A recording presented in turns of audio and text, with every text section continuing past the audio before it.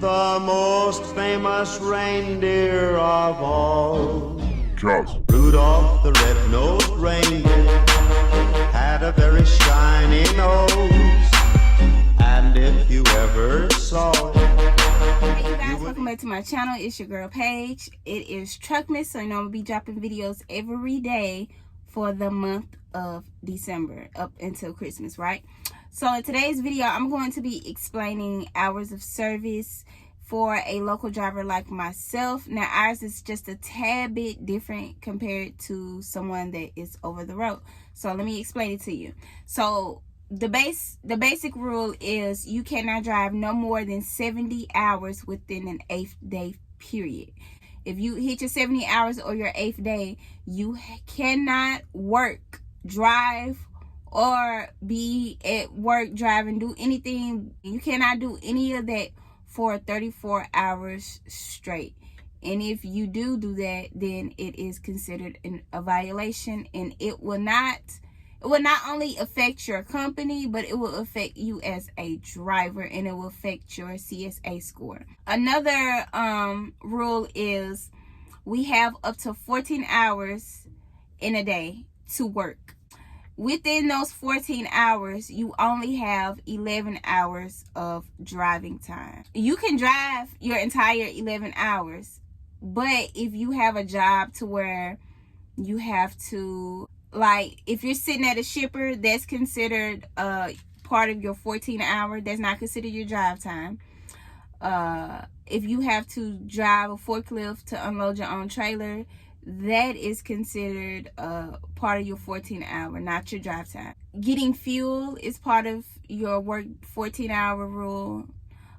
Paperwork is part of your 14-hour rule. The rule is when you start your work shift, you have up to 8 hours before you are required to take a 30-minute break. Now you can start your 30-minute break before the 8th hour mark, but by law you have to have your 30-minute break. Now there have been instances where my shipper was only like 2 hours away, and they maybe loaded me in like 10 minutes, and then I was able to make it back before make it back to my terminal before my 8th hour mark. And I've done that plenty of times. That there's nothing wrong with that. Like there's been times where I had to go to a shipper and they loaded me in 10 minutes, but it took me 5 hours to get there. And so I had to sit and wait until my 30-minute break was up before I left. Because if I left before the 30-minute mark, then I would have had to pull over in like 3 more hours to take a 30-minute break. Because if, let's just say for instance, if I've been waiting at a shipper for 28 minutes, my 30-minute break doesn't count. So my clock did not start over. So you have to do that 30-minute break if you know for sure that you are going to be gone for a while. Now sometimes I don't take my 30-minute break if I know like I'm definitely gonna be back in time. But I will suggest that you just go ahead and take your 30-minute break, because you never know. You might run into traffic. You might run into a situation where there was a wreck and traffic is at a standstill. So you have to be careful. Now let me explain to you all the difference between me as a local driver.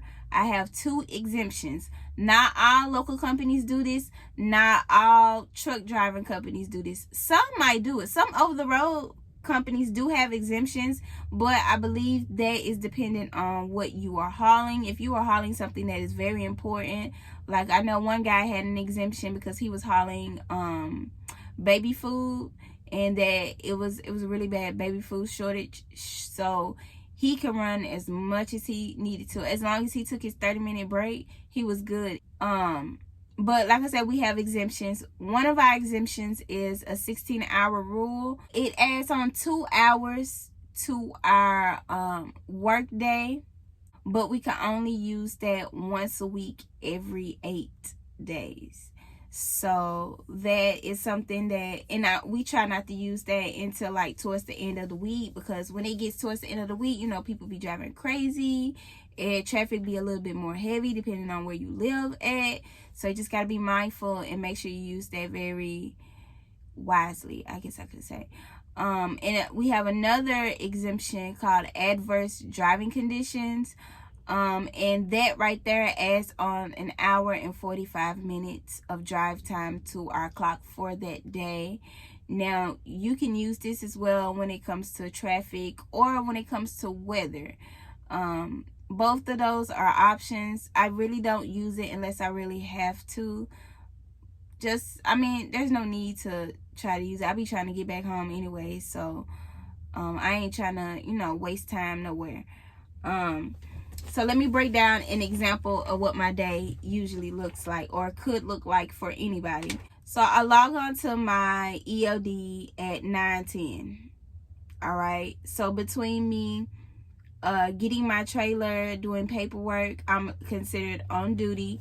Now, I will say, depending on the company and the truck that you're driving, if you're not going no more than 5 miles, then your ELD will still be on duty. But if you're driving faster than that, then it'll automatically switch to driving. So you don't even have to touch driving.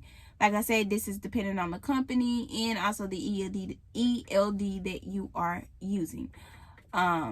So I started driving. By the time I hooked up to my trailer, did my paperwork, I started driving at 10:11. So between me logging into my ELD and me driving, there was a total of 59 minutes. So between me driving, and this day I stopped at a Love's. So I did a total of 3 hours and 10 minutes of drive time. And that, I stopped at a Love's and I put myself on duty, and I was at the Love's for only 18 minutes, and I started driving to my shipper. When I got to my shipper, it was 14:26 or 2:26. In truck driving, we use military time. And so I was at my shipper all the way up until 15:08.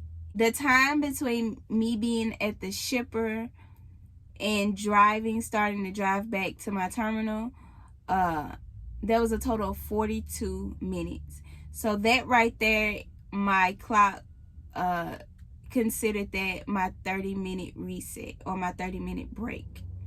So when I left the shipper and I got back to my terminal at 18:26, that was a total of 3 hours and 18 minutes. I was able to drive and park my trailer and stay under 5 miles an hour, so that was still considered on duty time. And between me parking my trailer, doing my paperwork, and parking my truck, I was able to log out at 19:03, or that would be considered 7:03 in the evening. And that was a total of like 33 minutes or something like that.